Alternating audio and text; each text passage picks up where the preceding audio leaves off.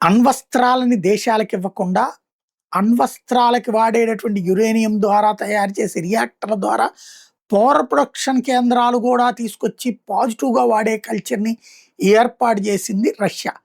ప్రపంచంలో ఏ దేశంలోనైనా సరే అణు విద్యుత్ కేంద్రాలు అంటూ ఎస్టాబ్లిష్ చేయాలంటే రష్యా పైసా డబ్బులు తీసుకోకుండా వచ్చి పెడతది. దాని మీద నిరంతరం ఉత్పత్తి అయ్యే పవర్‌కి సంబంధించిన జీతాలే అది తీసుకుంటది. తద్వారా నిరంతర ఆదాయ వనరుని రష్యా సమకూర్చుకుంటా ఉంటది. అయితే బంగ్లాదేశ్ తన దేశంలో అట్లాంటి ఒక న్యూక్లియర్ పవర్ ప్లాంట్ పెట్టాలని అడిగింది. $5 బిలియన్ లంచం తీసుకుని రష్యా చేసింది అన్నటువంటి వాదనని అమెరికా మీడియా క్రియేట్ చేస్తే అది తోసిపుచ్చింది. ప్రస్తుతం రష్యాతో పాటుగా ఇటు పక్కన బంగ్లాదేశ్ కూడా మాకు అట్లాంటి అవసరం లేదని రష్యా అంటే, మేము అట్లాంటి తప్పుడు పని చేయట్లేదంటూ బంగ్లాదేశ్ చెప్తుంది.